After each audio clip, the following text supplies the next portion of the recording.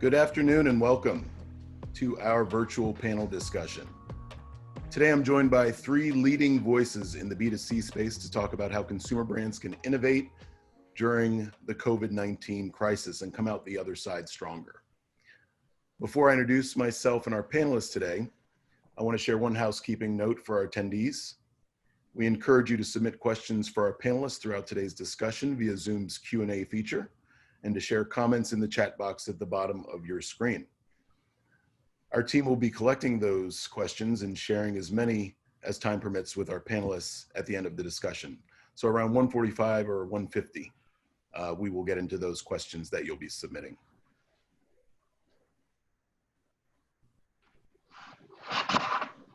Let's go ahead and get started. I'm Vincent Sharps. I'm the Chief Business Officer here at Mindgrub. Mindgrub is a full-service digital agency based in Baltimore, specializing in web and mobile development, e-commerce, user experience, interactive design, and growth marketing.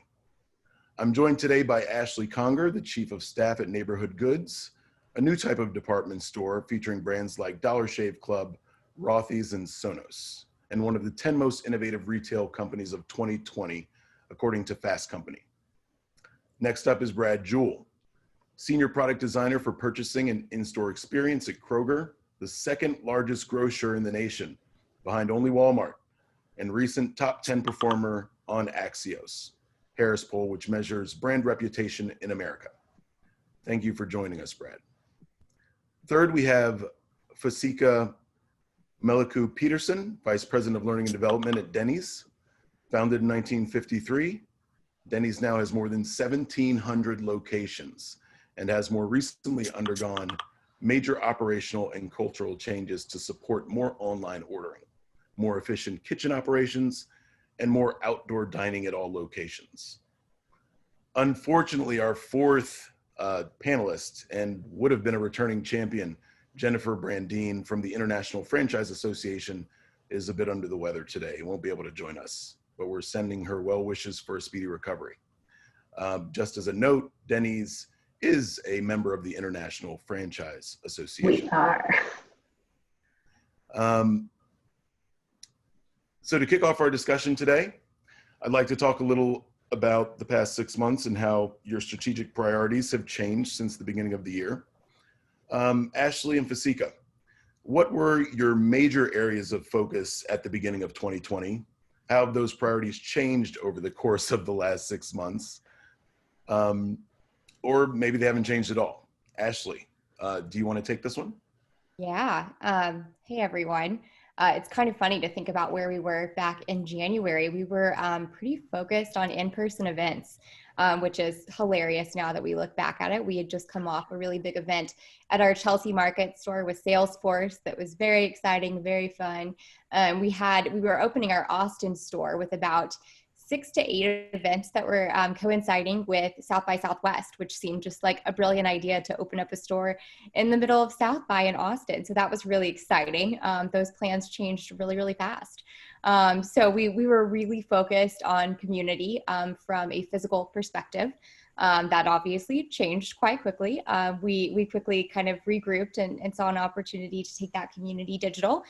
We'd always had a digital presence and worked to have a digital component to our events, but our stores are really where the heart of us was. It really revolved around that physical experience in our beautiful spaces. We have restaurants in each of our stores, so there's definitely a high touch point perspective there. So we were really focused in on how we could make that physical community a big focus for 2020. So that changed really fast, and ever since then we've been working to take that physical community and really focus it in online and be able to bring these different customers and followers kind of that virtual sense of community no matter where they're at. Sure. Fasika, care to chime in? Absolutely. So it is a surreal experience going back to January, right? Who would have thunk it? And you know, as I look back to January, it feels like it was 2 years ago since we've been through so much. You know, we were focused on, at that time, really talking about building brand disciples. And when we think about that from our space, we think about it in two ways. One is the consumer. How do we engage with the consumer in such a way that they go back and tell stories? And that really opened up our Denny's on demand, right? So how can we be so flexible and meet our guests where they are and build those brand disciples as well as internal consumer, and that's our team members. The other thing that always brought a chuckle to me is that really thinking through how do we focus on improving profitability and improving our margins, and what does that look like? How can we really be a strong organization, and what do we do there? And so what are those processes that we look at?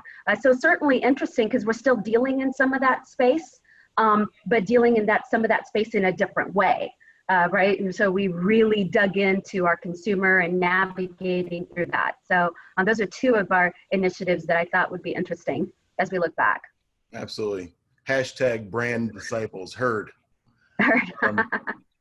It's clear this year hasn't gone the way any of us planned, though. Brad, what changes in customer behavior have you noticed over the past months or even weeks? What changes in strategy have you made, or do you plan to make as a result of those insights? Yeah, I think as the pandemic hit in mid-March, we saw really a huge surge in customers that were demanding our e-commerce offerings. So pickup, delivery, Kroger ship. Our stores were still open. A lot of them didn't necessarily have toilet paper for a long time there. They were open.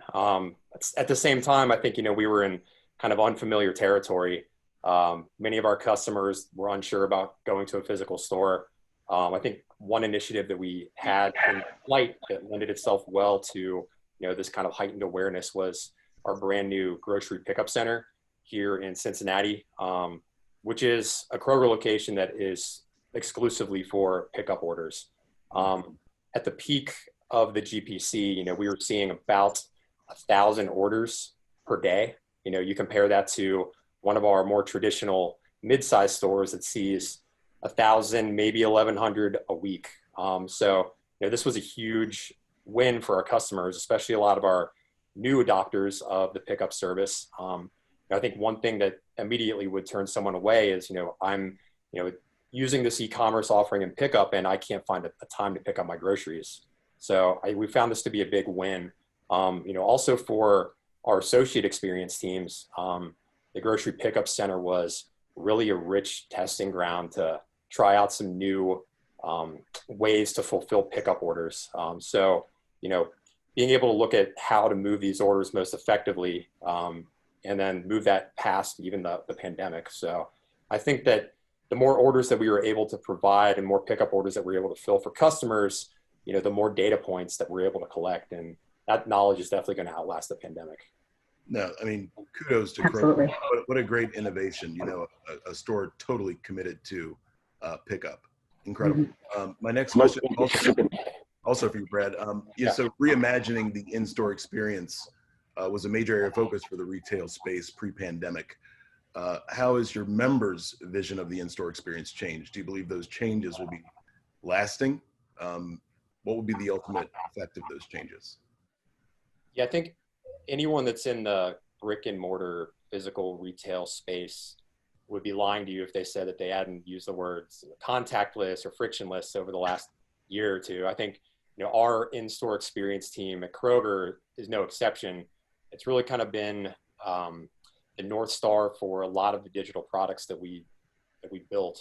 I think up until recently, we've looked at the idea of contactless as more of a convenience to our shoppers. So that hasn't changed. What has changed is, since the pandemic, we've had to think of that more in terms of customer health and safety. One of our big product launches that we had slated for late 2020 or early 2021 is offering our Scan Bag Go solution to customers using the Kroger app and their own personal mobile device. So our current Scan Bag Go product, for those that are aware, is a handheld scanning device that is provided by the stores. So convenience-wise, it's very much so, but you think about the heightened awareness around safety and sanitation, and we're now in a time where everybody's carrying around hand sanitizer and disinfectant wipes. These store-provided scanners probably aren't the thing that people are going to want to use right away. Our customer experience team does a great job monitoring feedback and trying to keep a pulse on our customers' wants and needs. And we definitely found that there was, a need for more contactless options. So with a lot of collaboration with our retail ops team and, with some extra hours put in by our design teams and development teams, we were able to really accelerate the release of the Scan Bag Go mobile solution. What that buys us is, customers are able to use their own mobile device and really kind of eliminate all of the touch points, literal touch points in the store, whether that's with an interface or even another customer or associate, when they can buy all of their groceries and then pay for it using their phone. So we're currently out in 7 stores, 6 in Columbus, Ohio, and 1 here in Cincinnati for testing purposes, and with expanding the release here soon in the fall. So this was, we were able to do this very quickly with our teams, and at the same time, do this under new working conditions. We're all pretty good at it now, but at the time, working from home was very foreign to us. So the fact that we were able to push that out, and everyone working from home and trying to adjust to that was really a great accomplishment. Yeah, I'm sure whatever company is tracking, unprecedented will certainly be the most used word of 2020. Yeah. But contactless is right behind it. So it's not only the in-store experience that had to adapt. Ashley, how did you adjust your messaging of your overall marketing roadmap with the understanding that each of your customers may be experiencing the effects of the pandemic quite differently? Yeah, I mean, looking back on it now, it's the phases of the pandemic and the way we were talking to our customers. It seemed pretty interesting looking back on it. It changed daily. We were reevaluating in pretty much real time. At first it was all about addressing, that we were putting customers first. We closed our stores really early. We were providing ways for customers to shop in new and different ways, with buy online, pick up in store and online and all of that good stuff. So at first it was very much, kind of head-on messaging, very straightforward. Kind of our next phase of things, we rolled out an Only Good Things series, where we were providing people with cute memes, meditation throughout the day, different things like that, as we were all adjusting to our work from home lifestyle, which seems like a really long time ago now. Now we're looking at kind of like, back to school, and that looks really different for everybody everywhere. And for us as adults, back to school was sort of a time to revisit our resolutions and sort of, get ourselves together and ready for the back half of the year, and trying to think about what that means in this new environment. So we've rolled out a Neighbor 101 series. It's just kind of little quick, easy things that you can learn. Yesterday we had a Marie Kondo specialist come online and do a little virtual event with us, talking about different ways you can organize your house, which were quite a revelation for all of us, even the ones who put the event together. So it's been interesting to kind of see how that messaging has changed. What hasn't changed, I guess, looking back at it all, is we've always been really focused on letting the customer dictate their own experiences with us. So if somebody came in store and they had our app pulled up, if they didn't want to really interact with an associate for any reason, they would be able to request that product be brought to them, and we could find them based on beacons in our store and bring that product to them. Now when we're looking at how to recreate those experiences digitally, we've rolled out some different chat features that allow you to have styling appointments, to FaceTime with the associates in store, to really see a lot of these digitally based products that you've never seen before in a more stylist based way. So really leaning into our storytellers, as we call them, our associates as stylists, and still allowing the customer to dictate that experience. If they come in store and they want to come in store, we're going to provide them a safe, socially distanced experience. If they want to shop online, we're going to do everything we can to bring them that safe experience in a way that still feels very tactile online. Beacon technology, you're really talking the Mindgrub language. I love it.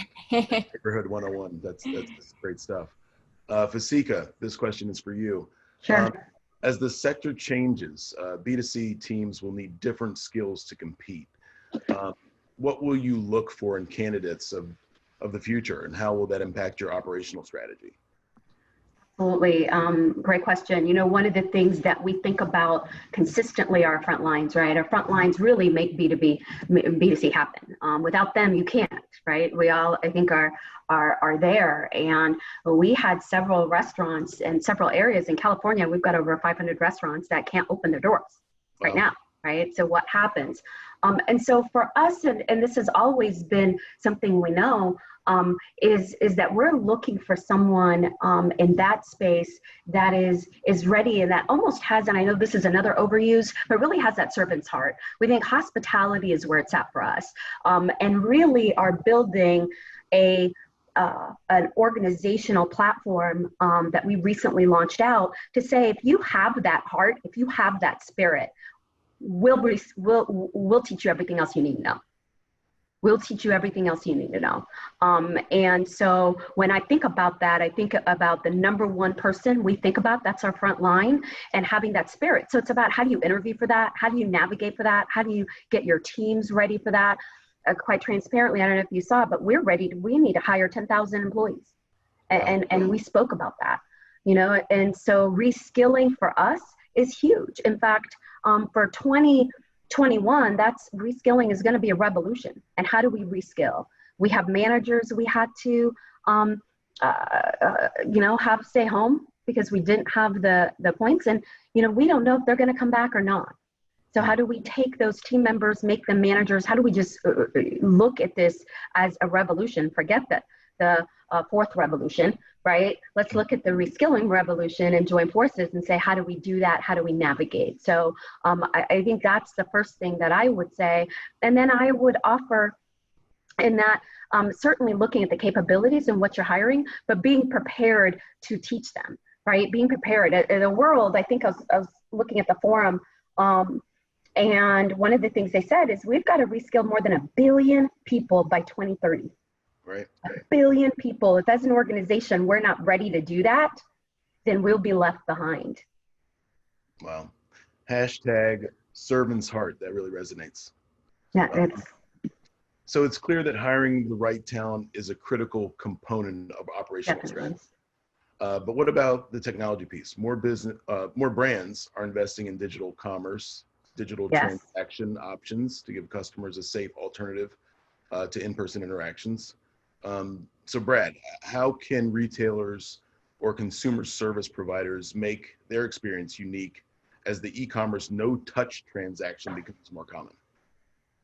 Yeah, I think when you start talking about in-store technology, it's easy to go to things like high-end cameras or video analytics. I think Vince, you even mentioned beacons, or in our space, shopping carts that drive themselves.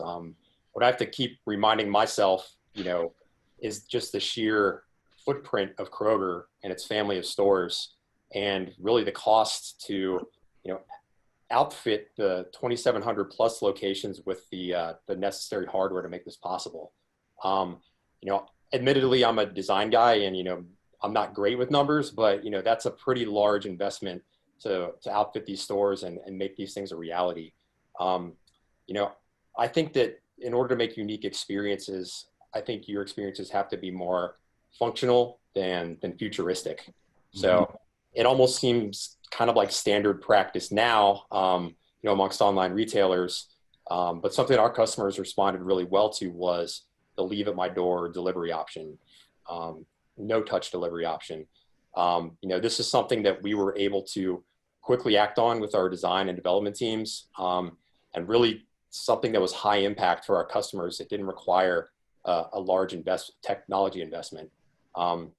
Another initiative that, we were able to fast track in kind of these new times was what we call our I'm Here arrival experience, which allows customers who are showing up to pick up their pickup orders at a Kroger store to check in using their app. So the previous experience would be they would show up in a parking lot and there would be a phone number listed on a sign, and they would call the store, and our associates would be able to do the final preparation on their pickup orders and bring it out to their car.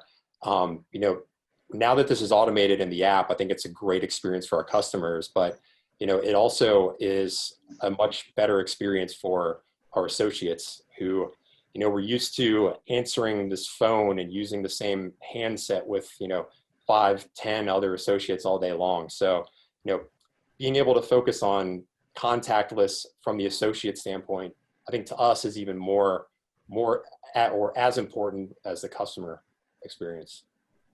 No doubt. Fasika and Ashley, what about your teams? Your e-commerce and contactless solutions, anything unique you'd like to share about your solution? Do you want to go first? All right, Ashley. Absolutely. We're there with I'm Here as well. I mean, that's incredible. You know, when you think about our business and literally we're in the space with brick and mortar, you came in. Now, yes, we had gone into Denny's on Demand and had launched our app and so on, and that was moving, but we had to go there fast. We have restaurants who wouldn't be able to sell, a pancake, and that's horrible for us without having some of those solutions. So I'm Here. We had to go to curbside really quickly. We did a dine-in, drive-through, so you could actually come in. You had to do a drive-through and then park and eat. And if you needed extra, we could bring it to you. So many things, and we had to figure out from a technology perspective and figure out quickly how to do that. And one part, and Brad, this may not have you may not have felt this, but we felt our associates saying, "Whoa, how do I move quickly on that? How do I go back and double check? Did I get all my dollars? You know, how do you teach that really quickly when people aren't used to going technology full-fledged, right?" And in some cases, we had guests who needed to learn, hey, how do I pull this up? I mean, we have a high clientele of older, and we love them. They come in, but how do I pull up the menu? And what does that work? So it was interesting. You know, our IT department did a fantastic job moving so quickly in that space. And at the same time, we had to make sure our teams were ready to support that and actually execute in the front lines and making that happen. Yeah, Vasika, you bring up a good point about, associate training. I think that, for coming from the customer experience team, we can build all these awesome solutions and our mobile app and, empower our customers to take advantage of them. But I think one thing that we're finding is the flip side of that, or the other half of that equation, is the associate side. And, Absolutely. Can they troubleshoot it? Can they support the customer within their experience? Absolutely. And even most importantly, can they be an advocate for it? I mean, the last thing you want is, your customer going up to an associate for help or asking them about a brand new product, and the associate's like, I've never heard of that. I don't know how to use it. There was someone in last week, it didn't work for them.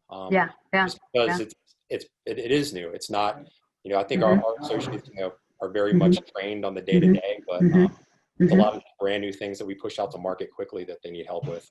And that fast. It's like you said, Ashley, things were changing every day. And every day we were able to deploy, and our IT team was able to move forward. But how do you do that? Interesting time we were in. Sorry, Ashley?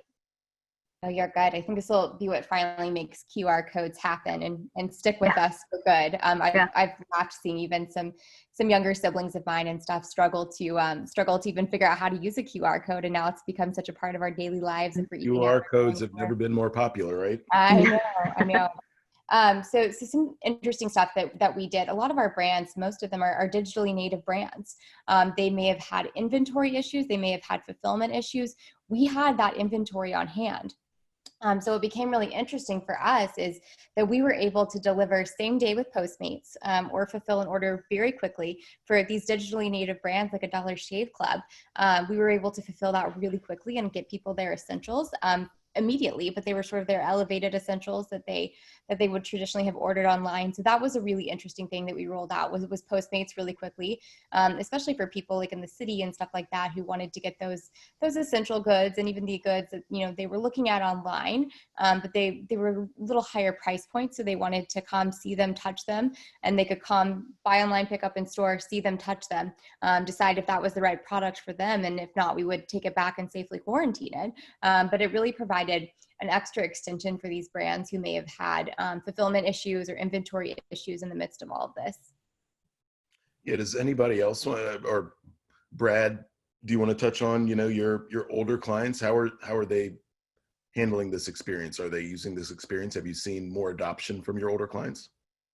Yeah, I know that, prior to the pandemic that, baby boomers were not necessarily the first demographic that would adopt any of our e-commerce channels. I think we've seen it extend into that, more so than, some of the younger, more digitally savvy customers. So it's something that, as we've expanded that net, we've tried to, understand how we can most clearly talk about what our our solutions are and what our digital services are, just to make it as easy as possible to retain those customers. And Fasika, I mean, I love a grand slam. So I've seen your demographics on a Sunday morning. What about your older clients? How are they adapting? It really, I think, is interesting for us because we were very nervous about that, and we didn't want to. I mean, because imagine, do you launch menus as fast as we needed to launch different menus, as fast as we knew a restaurant here was open, this one was closed. We knew we had to make those changes right away. We couldn't send menus out, which is what we did. We sent menus out every quarter. Here's what you go, you put it up and you move forward. And so what we found that's interesting, and you can kind of look at your own scenario, right? I know with my grandparents that I was able to teach them Zoom. Right. We had to, that was the only way they could make it, right? So when you think about that and you think about, okay, seating your guest and being able to pull that up and making them comfortable, even making them comfortable with the number of times we had to change our menu because of the products, what we could get, what we couldn't get. But we were seeing adoption. I think it's because that's where the world was. That's where everyone was. If you wanted to see your grandchild, you had to go to Zoom. Right. And so they're going to do that. So absolutely, we were with Brad. We had fear about that. They want a menu. They've always told us they want a menu in front of them, make it easy. And I point to what I want.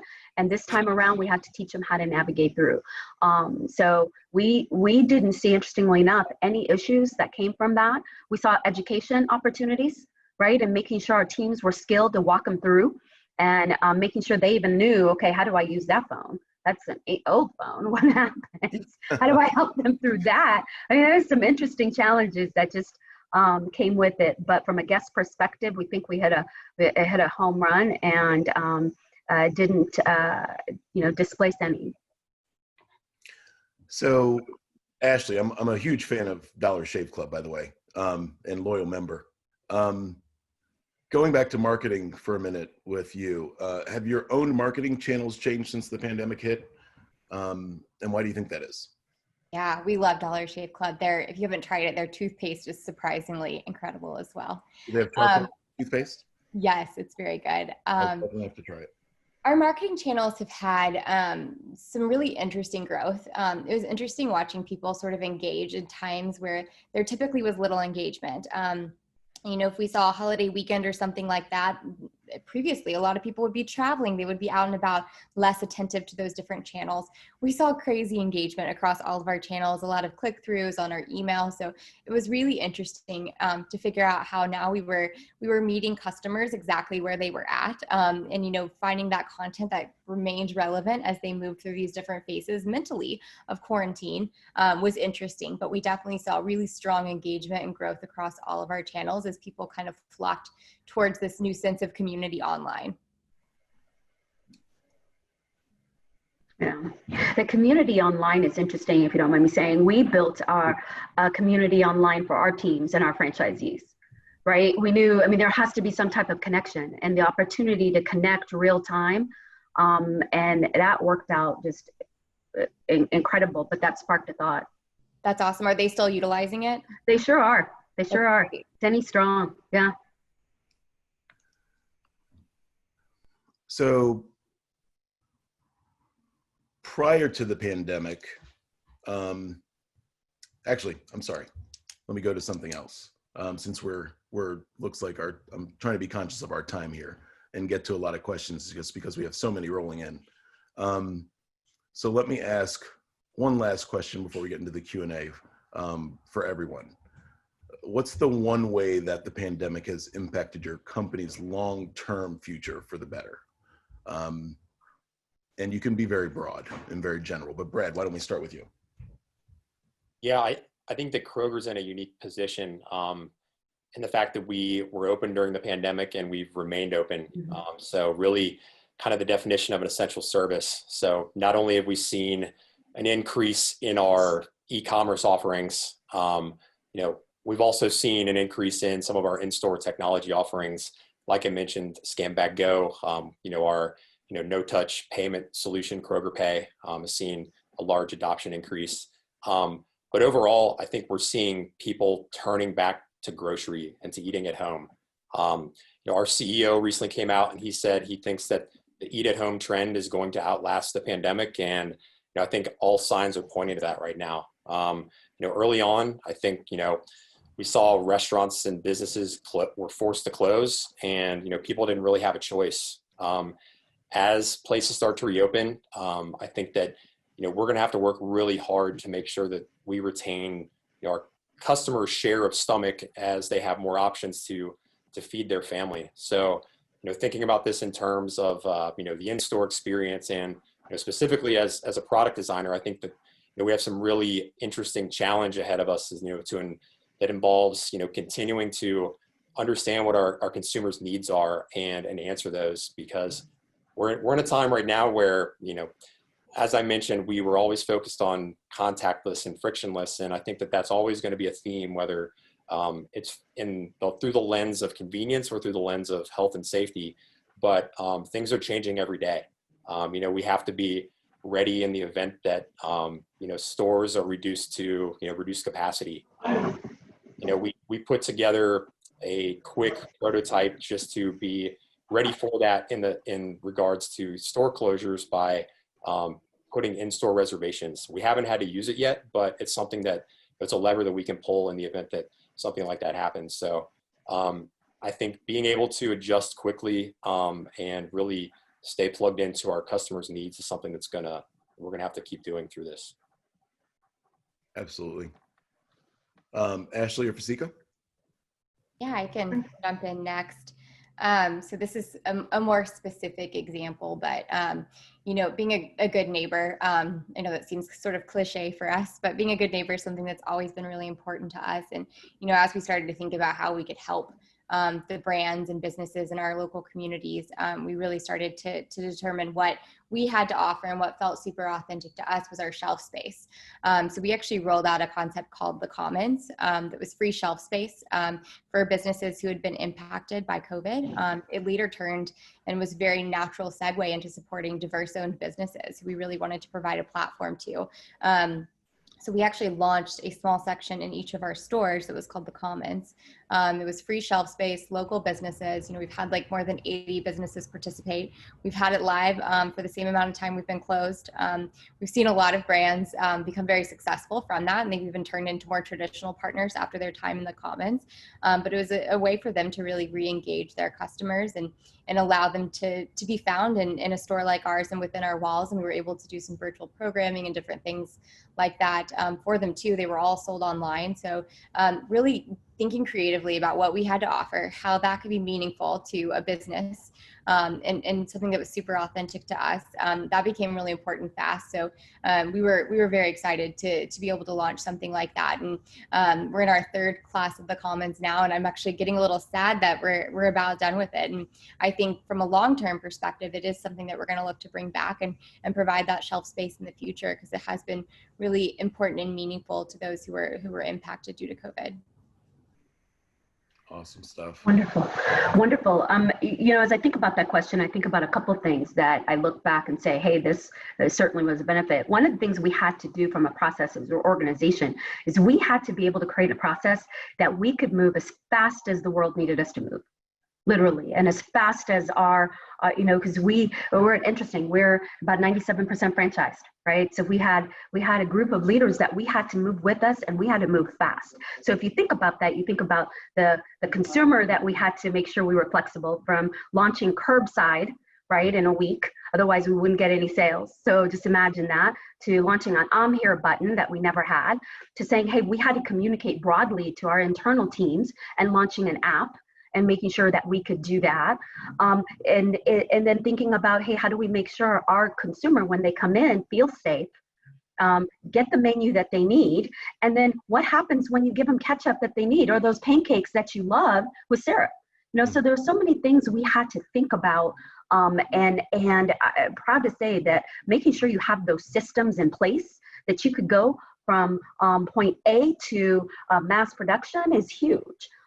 So not only did we reap the rewards of improved I think IT support and making sure that we had the buttons we need and what we needed to move faster, but we needed to move fast from a people perspective. It's like you mentioned, Brad, earlier, going from walking into a brick and mortar office and seeing the person you needed to see, and then working from home and how that happened and how do you engage with teams.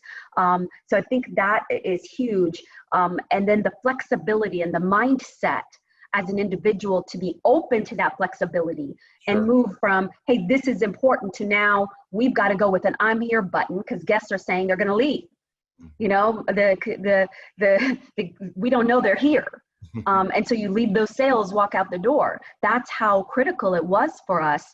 And I think that flexibility and having an organization and a brand have that as a capability was incredible. So we're going to continue to nurture that and make sure that we can move as fast as we need to move as we see ourselves on the other side of this pandemic. Wow. So somewhere our CEO, Todd Marks, is smiling. He's a big fan of the easy button. So the I'm here button. Huge. Just incredible. Huge. Thank you all very much. I first want to thank you, but also congratulate your brands on their perseverance, dexterity, and strength to navigate this pandemic. And thank you all for joining. This concludes the structured portion of the webinar, but I'm going to turn it over to Laura Scruggs, Mindgrub Director of Marketing and my personal marketing spirit animal. Laura, take it away. Thanks, Vince. And again, thanks so much to our panelists. And for those of you who submitted questions, these are all really great. I have to say that this is definitely the most hopeful and optimistic panel since COVID began that I've been a part of. And so we're really happy to have all of you guys here and sharing your insights and your success stories.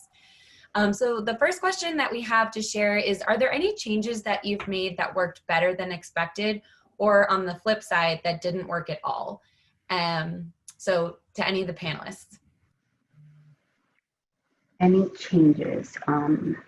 Well, I'll tell you, curbside and drive-through, right? So we don't have drive-through. You know, you think about the traditional drive-through, right? So you go to your next drive-through and, you know, the menu board, all those pieces, we didn't have that. So how do you make sure you have that? Then how do you communicate from a marketing perspective? Our marketing partners were genius in saying, how do you communicate that? Then how do you offer that through the whole system? So that was a huge surprise. It's so interesting for us as you think about it. Transparently, curbside was something that was huge as well. And that we thought, wow, how does that work? And how do we navigate through that? When you think about things that didn't work as well, I'm trying to navigate through. I think we were in such a state that even if it had some issues transparently, we went with it, right? We went with it. We helped our teams because some of the things that we had to launch were serious for us as an organization. We knew that guests out there loved their pancakes, and we needed to make sure that they had them. So yes, I will tell you, there's some pains. We had pains along the way. We had learning moments along the way. We had items that launched, I'm here button launched and said, okay, we're going to pull it. Right now, we need to fix that. So that absolutely did happen. Yeah.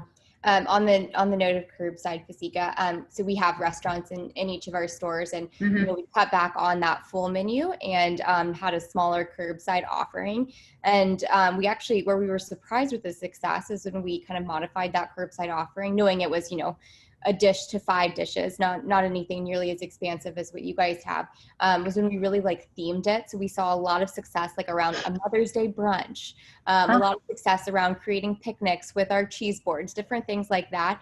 To go wine did really well. So when we were able to kind of inspire people with a marketing message that was you know, let's go enjoy this, go have a picnic, come pick up this cheese board to go with you to the park. That was when we really saw it kind of click for people, and we showed them the type of experience they could create for themselves with it. Yeah, and I know we were obviously monitoring a lot of our customer needs throughout all of this. You know, another thing that I don't think we've touched on is just a lot of, you know, customers and, you know, people that might have found themselves in bad financial situations, or, you know, their job was eliminated due to the pandemic. You know, we were able to respond, and this was another initiative that was, you know, kind of on one of our large roadmaps, but we were able to accelerate pretty well was being able to accept Snap EBT for pickup orders. So for our customers that might have had trouble doing a pickup order beforehand, we were able to accept Snap EBT. They redeem that at curbside. We're looking into the nuances and the specifics for being able to do that completely online at this moment, but something that we saw a lot of usage and adoption on. That's awesome. Thanks, each of you. The next question is, does anyone have the number one piece of advice that you would give to others in the industry who may be struggling to navigate the challenges presented by the pandemic? That's tricky. I guess, we've talked a little bit about how fast technology is moving. It's moving really quick. We're all having to make decisions really fast, but making sure you're not losing your authenticity in the midst of that. There's any number of opportunities and things we could talk about on our channels, we could do internally, we could launch, but making sure that we're not losing sight of who our customer is and how we can really meet them where they are and provide them something even on top of that, but not losing sight of who we authentically are as a brand and what our mission and values are. I think has been sort of an important guiding light for us when there's so much out there you can chase. Absolutely. I would echo that. I think our purpose is our love for feeding people. And, as we navigated through this, even as things happen and people had to be put on furlough or whatever the case, you've got some of that happens. We remember our love for feeding people and our love for each other that drives us and our guiding principles. And I think if we are a principle-led brand, and it is that I think kept us focused on each other and gave us an opportunity that even through Teams, we got a chance to say, hey, how are you doing? What's going on? And then in the field for us there, we welcome all. Right? We welcome all. And we know in some cases our guests and our team members are going through a hard time. So one of the things we did when you couldn't find eggs, we said, okay, guess what? We got eggs. Why don't you come in as a guest? And we doubled as a grocery and navigated through that. And why? Because we love feeding people. You might go in and make your own pancakes, but at least you've got pancakes. At least you've got some food. So that's the first bit of advice is just go back and go to your core, your purpose, and what your brand is or who you want to be. Yeah, I think one thing that we've really leaned on, and again, I'm on the customer experience team, but we work very closely with our in-store associate team. So leaning on our 400,000 plus store associates. I think for customers, they have their own challenges, but at the same time, they can get in and out of stores relatively quickly. Our store associates are there for 8-hour shifts, sometimes longer. So what can we do operationally or, through digital solutions like, my team works on, or, even some of the kind of financial benefits that have been given to the store associates. They're on our front line. They're the ones that are, making these experiences for our customers that are shopping in our stores every day. So, continuing to serve them and make sure that their lives are as easy as possible and that they know that we're there to support them, I think has been a huge win for us. That's excellent. Thank you. The next question is for Vince. The one attendee would like to know how Mindgrub has become more agile in addressing the new needs of our B2C business partners. Are there any new frontiers in technology on the horizon beyond applications and e-commerce? So years ago, I've been at Mindgrub about 5 years now. And the thing that people would kind of give us little jabs about was that we worked in so many industries and in so many different verticals, serving such a broad client base. That is exactly the thing that has made us in Mindgrub so strong during this pandemic. We have such a deep wealth of knowledge in so many verticals, and then in the retail and consumer brand space, we're very strong. So it's been what's kept us growing throughout this pandemic is the fact that we've been able to help those clients in retail move to digital transformation where they needed help. And we've done that very successfully. So it's that broad depth of knowledge for Mindgrub that's kept us so strong. Yeah, to echo Vince's sentiment, I think that there's a really strong Agile legacy here at Mindgrub. And so we prepared very well to become those Agile partners for each of our clients in the retail and consumer services space. And so we've built up a pretty strong well of trust where we're able to experiment together and we're able to test and learn together. And as far as what new frontiers in technology are on the horizon, technologies like this that are bringing communities together to share best practices, especially when we have heard of so many great ideas that each of your brands have tried with such great success, that digital community building is something that probably wasn't necessarily in your top 5 priorities pre-COVID, but we're finding that more and more of our retail and consumer services clients are seeking out opportunities to rebuild that in the digital world, or at least rebuild that in the physical world a little bit more safely. Spot on, Laura. Awesome. We have another question here that asks about the relationship between each of your brands and some of the third-party delivery services or shopping services. So can any of you touch on how you enhance the user experience with your own brand versus handing it off to third parties? Let me think. That's a tough one.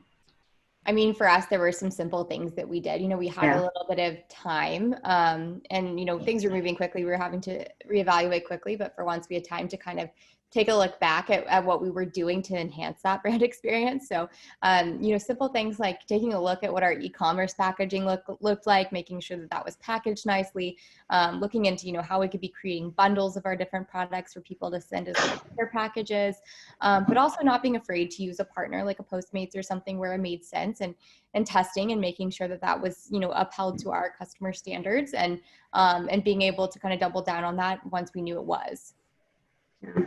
Yeah, definitely echo that. Some of those pieces we did as well. There are several things that we knew we needed to make sure happened. If you think about through this pandemic, in each of our restaurants, at any given moment, you can be out of a product, right? At any given moment, the truck doesn't come in because of what have you just know. So we knew that there were some components that we needed to upgrade. Not only, so if you think about it, we saw it in what's from a systems perspective, what did we need to improve? And there were some things that we improved to make it easier for our operators to operate, because the first thing they had to think about was safety for themselves and guests and so on. So we definitely did that. We also had to look at, how do we make sure, because so many of our guests were coming in and purchasing our food and taking it home. Hey, let's double check and make sure that ride home safely, the food arrives hot. So we really took a look at that and what happened there in that space, and improved packaging, and are well on our way to launch new packaging to make sure it's hot and ready to go, and timed it and did lots there. And then third, we certainly made sure that there was no relationship unturned. So if we needed Postmates, wherever we were, we built a relationship with a provider in that area. We wanted to make sure that we could get out there for our consumers. The other side of it, as I said, we are a franchise brand, is we wanted to make sure our owners could understand what was happening. So the back end, right? We don't talk about sometimes in the back end, and how do your managers, I'm sure Kroger has this, how do you navigate through that back end? So we wanted to look at the total experience from the consumer to the user and what happens there. Yeah, I think one area that we've really tried to leverage third parties is around the conversation that we were having, Fasika, around associate training. There's so much to tell our store associates about the new digital products and solutions that we're building. We early on, my team threw together some very DIY training materials that were really just a glorified PDF document that we sent out to our store associates. And we understood that this isn't something that's going to be sustainable. There are others out there who are looking at training solutions that can for someone, especially like a store associate who has very limited time, they're an hourly associate, they can't sit down and take an hour-long training course. So really partnering with, still in some very early stages, but partnering with third parties that have understood how best to train our associates and to convey the information that my team has to the people that have to work on the front lines in the stores. Good for you. That's great. Yeah, you definitely have to look at that here, right? We introduced new feasts. I think Ashley, you talked about that. How do you teach them about the feasts in a day that they go out there? So we had 2-minute training sessions, right? So what can you do, right, in that time frame, so you could get that content and then capture it. Awesome. I love that idea. I think we have time for 1 or 2 more questions. And so this question is, what has your customer's #1 complaint been during this disruptive time?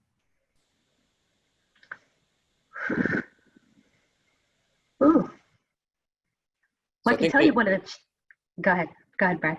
So I think, the low hanging fruit there are, the things like, I can't find paper towels or toilet paper, but, we've had challenges with inventory. I think, early on, the supply chain really took a while to adjust to the new ways that people were shopping.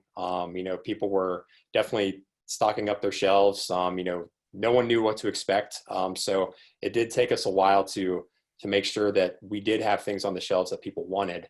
What we've been finding too is that with, the kind of heightened awareness around the safety and health and, trying to, avoid contact wherever possible, people are, they want to make sure that everything that they're coming to the grocery store for is there. They don't want to risk multiple trips, whether it's going to multiple Krogers or, Kroger and then, one of our competitors down the street. They want to know that if they're, going out of their house and they're going into a store, that they're going to get out of there with pretty much everything that they came in wanted to go to the store for. So I think being able to convey to our customers that, inventory is there, and, that's around messaging on the site, messaging on the app, so that people aren't, driving. And, there are certain items that I think people are more okay with not leaving with, but, if it's something like the centerpiece of a meal, for example, and you've just left with a bunch of like side dishes, then you have to go somewhere else. And we found that people really aren't ready to take that risk and go to multiple locations in one trip. And Brad, I think we all know the toilet paper and the paper towels are the hottest items to fly off shelves in grocery stores. What's something that we aren't aware of? Is there just, is there something else that people are just buying up in that same type of quantity that we just don't know about? I feel like it changes every couple weeks. I know there were a few weeks there where it was all of your, disinfectant items. So I think I still heard that Clorox wipes you can't find them anywhere. So, I think it's from week to week, month to month, there's always something. And, it kind of becomes almost a vicious cycle where something's out of stock. And the second that it's available, people are so happy to see it, they buy a lot. So one thing that we've tried to do from, the digital perspective is really limit the amount of items that people can purchase through our e-commerce channels, which matches some of the policies in our stores. So to try to, I guess, reduce some of the kind of hoarding actions that people have been taking. Ours was quite different. We have beauty sections in our store. So thinking about how people sample those beauty items and how used to it we are pulling off, a fragrance from the shelf or something like that. We had to rethink, people touching all these different things and being able to do it in a way that allowed them to kind of try a product in a safe way. So that was something that was interesting for people to get started with again. We also tried for a time to shut dressing rooms down. And that was something that people didn't like. We had stuff that people wanted to try on and they were just kind of trying it on in the middle of the store anyways. So we reopened dressing rooms and just continued to quarantine those products as soon as they were tried on. So those were two things. It was just kind of shopping in a new environment. Yeah. Well, I think when I think about our guests and what they're sharing, and I think about our worries for our guests and our teams, is really making sure that, and Brad hit on it, how do we make sure that every day we're following the right processes from a safety perspective and keeping everyone safe and making sure that happens. So you've got that one on the other end to how do you make sure everybody's learning as fast as they need to learn to execute this. We have moved, our brand has moved as fast as they've ever moved before. Every day is something new that we change, and how do you navigate through that? But absolutely safety for our guests is one of our number one concerns, and making sure that happens every day. Excellent. And I think we can wrap on a hopeful note here and a positive note. So how has your team surprised you in a good way since you started implementing what sounds like 5 years of changes in the course of just a couple of months? We've seen a lot of creativity from unexpected places around the company. So everybody from a store associate, to somebody in the finance department coming to us with a creative idea, whether that's a brand collaboration or something we can do on social. So I think just really, while we're not all together, focusing in on how we can all be chatting on a frequent basis and seeing those ideas and that creativity come from all kinds of different places has been very hopeful and fun and exciting for us. Yeah, I think the reality of working at a company like Kroger is it's a large company, and generally it takes a long time to push things out, to ship digital products that you build or solutions that you build. I've been just really impressed with all of our teams around how quickly we've been able to respond. Getting things out to our customers quicker than I've ever seen in my 2.5, 3 years at Kroger, and then again just how resilient the teams have been, kind of working through new ways of working, remote working from home, not being able to be in the same room to collaborate, which is huge for designers. And then, all of kind of the anxiety that just comes around with the way the world has changed. Just really, really impressed with, how the teams have been able to produce awesome results through all of that. Yeah, I'll tell you, for Denny's, we are powered by we. One of our guiding principles, the power of we, and there was no better time than showcasing that than during the pandemic and today. And we celebrate our people for ideas, like you said, Brad. I think ideas and Ashley, ideas came from all kinds.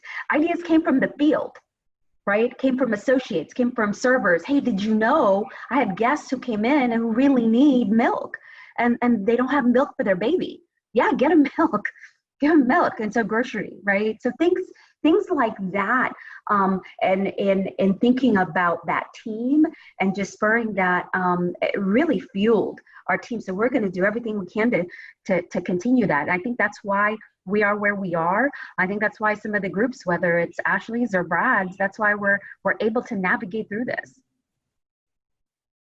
Excellent. Thank you again. And that about wraps up our Q&A time. Thank you so much to those who have submitted additional questions. And of course, to our panelists and to our moderator for sharing your additional insights. Vince, I'm going to send it back to you for a final few words. Well, Fasika, talk about the power of we. Thank you guys for bringing your A game today. We appreciate all of you sticking around to talk about one of our favorite topics. And thank you again to each of our panelists for being so generous with your expertise. Absolutely. Here's some final information. Rhonda Saffron will be sending out a recording of today's session to all registered attendees. So do keep an eye out for that in your inbox sometime next week. In the meantime, make sure to whitelist our email so it doesn't get caught in your spam filter. Again, guys, thank you very much, panelists. Ashley, Fasika, Brad, what amazing content. We really appreciate it. Take care. Take care. Thank you. Thanks, everyone.